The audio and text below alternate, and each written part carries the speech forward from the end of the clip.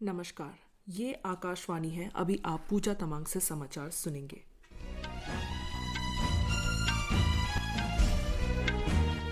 पहले मुख्य समाचार। ऑपरेशन अजय के अंतर्गत 2 उड़ानें आज सुबह इजराइल से 471 भारतीय नागरिकों को लेकर नई दिल्ली पहुंची। इजरायली सेना ने 2 सीमावर्ती गांवों पर हमलों का नेतृत्व करने वाले एक और हमास कमांडर की हत्या का दावा किया। विदेश मंत्री एस जयशंकर वियतनाम और सिंगापुर की 6 दिवसीय यात्रा पर हनोई पहुंचे। भारत के missile man doctor APJ Abdul Kalam की जयंती पर आज राष्ट्रपति और प्रधानमंत्री ने दी श्रद्धांजलि। महाराष्ट्र में छत्रपति संभाजीनगर जिले में एक बस दुर्घटना में 12 लोगों की मृत्यु, 15 घायल।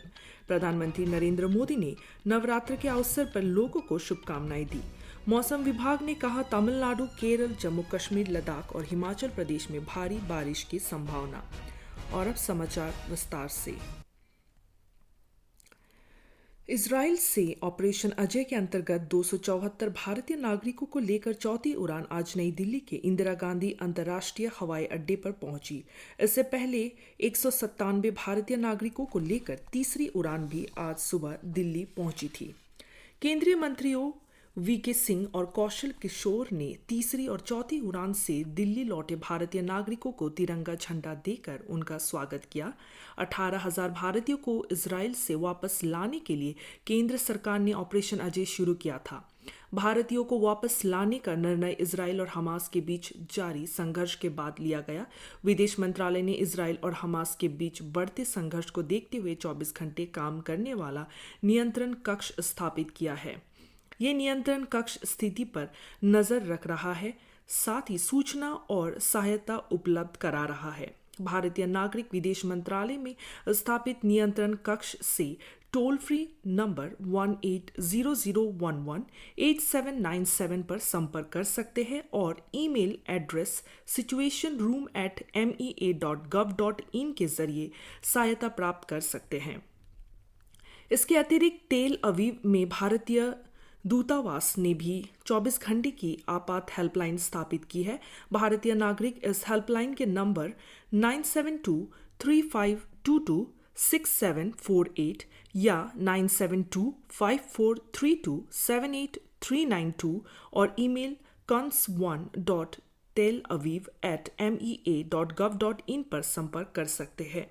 रामल्ला में भारतीय प्रतिनिधि कार्यालय ने भी 24 घंटे की आपात हेल्पलाइन स्थापित की है। हेल्पलाइन नंबर 970592916418 और ईमेल rep.ramallah@mea.gov.in के जरिए संपर्क किया जा सकता है।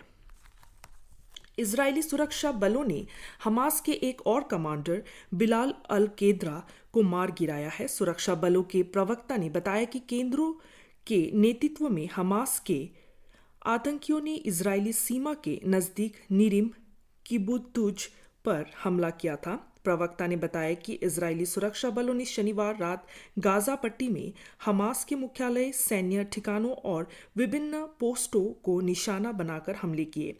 हमास के मीडिया कार्यालय ने भी पुष्टि की है कि कल रात और आज सुबह इजरायली सेना ने कई जगह हमले किए। गाजा शहर के उत्तर और दक्षिण में राफा में हमले किए गए। हमास ने कहा कि इजरायली सेना के टैंकों ने पूर्वी भाग में भी गोले बरसाए। वहीं दूसरी ओर इजरायली सुरक्षा बलों ने हमास पर नागरिकों गाजा पट्टी छोड़ने से रोकने का आरोप लगाया है। इस बीच फलस्तीन के स्वास्थ्य मंत्रालय ने बताया कि अब तक गाजा पट्टी में 2329 फलस्तीनी नागरिक मारे जा चुके हैं और कई घायल हुए हैं। इससे पहले इजराइल ने शुक्रवार को फलस्तीनी नागरिकों से उत्तरी गाजा पट्टी को तुरंत खाली करने की चेतावनी जारी की थी।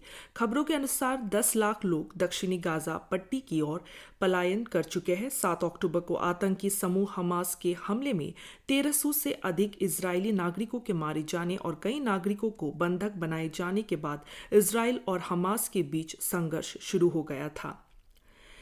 विदेश मंत्री डॉक्टर सुब्रमण्यम जयशंकर वियतनाम और सिंगापुर की 6 दिवसीय यात्रा पर आज हनोई पहुंचे। वियतनाम पहुंचकर उन्होंने ऐतिहासिक ट्रान क्वोक पैगोडा का दौरा किया। सोशल मीडिया पोस्ट में डॉक्टर जयशंकर ने कहा कि भारत और वियतनाम के बीच सदियों पुराने संबंधों के प्रतीक ट्रॉन कवोक पैगोडा में बोधि वृक्ष है। उन्होंने कहा कि यह वृक्ष 1959 में तत्कालीन राष्ट्रपति डॉक्टर राजेंद्र प्रसाद ने वियतनाम के राष्ट्रपति हो ची मिन्ह को उपहार में दिया था। विदेश मंत्री कल 18वीं संयुक्त आयोग की बैठक की सह-अध्यक्षता करेंगे। इस बैठक में अर्थव्यवस्था, व्यापार, वैज्ञानिक और तकनीकी सहयोग पर चर्चा होगी। अपनी यात्रा के दौरान डॉक्टर जयशंकर हनोई और हो ची मिन्ह शहर भी जाएंगे। इस दौरान वे भारतीय मूल के लोगों से मिलेंगे और महात्मा गांधी की प्रतिमा का अनावरण करेंगे। विदेश मंत्रालय ने एक बयान में कहा कि भारत और वियतनाम एक मजबूत व्यापक रणनीतिक साझेदार है। वियतनाम भारत की एक्ट ईस्ट पॉलिसी का एक प्रमुख केंद्र है। वियतनाम के बाद डॉक्टर एस जयशंकर 19 अक्टूबर को अपनी 2 दिवसीय आधिकारिक यात्रा पर सिंगापुर रवाना होंगे। भारत और सिंगापुर के बीच ऐतिहासिक संबंध है। इस वर्ष दोनों देशों ने भारत की अध्यक्षता में आयोजित G20 के अवसर पर कई मंत्री स्तरीय वार्ताएं की। भारत ने सिंगापुर को G20 शिखर सम्मेलन में अतिथि देश के रूप में आमंत्रित किया था। देश के 11वें राष्ट्रपति डॉक्टर APJ अब्दुल कलाम की जयंती विश्व विद्यार्थी दिवस के रूप में मनाई जा रही है। भारत के मिसाइल मैन के नाम से विख्यात डॉक्टर APJ अब्दुल कलाम का जन्म 15 अक्टूबर 1931 को तमिलनाडु के रामेश्वरम में हुआ था। उन्होंने 2002 से 2007 तक देश के 11वें राष्ट्रपति के रूप में कार्य किया। रामेश्वरम के छोटे से गांव से लेकर दिल्ली के राष्ट्रपति भवन तक डॉक्टर कलाम के जीवन की कहानियों ने लाखों लोगों को प्रेरित किया है। राष्ट्रपति द्रौपदी मुर्मू ने आज राष्ट्रपति भवन में प्रसिद्ध वैज्ञानिक और पूर्व राष्ट्रपति APJ अब्दुल कलाम को उनकी 92वीं जयंती पर श्रद्धांजलि अर्पित की। प्रधानमंत्री नरेंद्र मोदी ने भी प्रसिद्ध वैज्ञानिक और पूर्व राष्ट्रपति को राष्ट्र निर्माण में उनके अतुलनीय योगदान की सराहना करते हुए श्रद्धांजलि अर्पित की। प्रधानमंत्री ने एक सोशल मीडिया पोस्ट में कहा, कलाम को उनके विनम्र व्यवहार और असाधारण वैज्ञानिक प्रतिभा के कारण वे हमेशा देशवासियों के लिए प्रेरणा बने रहेंगे। नवरात्रि का पर्व भारत सहित कई अन्य देशों में भी मनाया जा रहा है। अमेरिका, इंग्लैंड, ऑस्ट्रेलिया सहित कई देशों में आदिशक्ति मां दुर्गा की आराधना का यह पर्व धार्मिक उत्साह के साथ मनाया जा रहा है। लोग उपवास रख रहे हैं और डांडिया तथा गरबा का आयोजन किया जा रहा है। ऑस्ट्रेलिया में तो गुजराती समुदाय ने 1 महीना पहले ही नवरात्रि का उत्सव मनाना शुरू कर दिया था। अमेरिका में भी विभिन्न स्थानों पर भारतीय समुदाय के लोग एकत्र होकर श्रद्धा भक्ति के साथ नवदुर्गा पर्व मना रहे हैं। प्रधानमंत्री नरेंद्र मोदी ने नवरात्र के अवसर पर लोगों को शुभकामनाएं दी है। प्रधानमंत्री नरेंद्र मोदी ने सोशल मीडिया संदेश में कहा कि शक्ति प्रदायिनी मां दुर्गा सभी के जीवन में सुख, समृद्धि, सौभाग्य और अच्छा स्वास्थ्य लाए। केंद्र ने चंद्रयान-3 मिशन की सफलता के उपलक्ष्य में 23 अगस्त को राष्ट्रीय अंतरिक्ष दिवस के रूप में मनाने की एक अधिसूचना जारी की है। अंतरिक्ष विभाग अधिसूचना के अनुसार चंद्रयान-3 मिशन की सफलता के साथ भारत चंद्रमा के दक्षिणी ध्रुव पर उतरने वाला पहला देश बन गया है।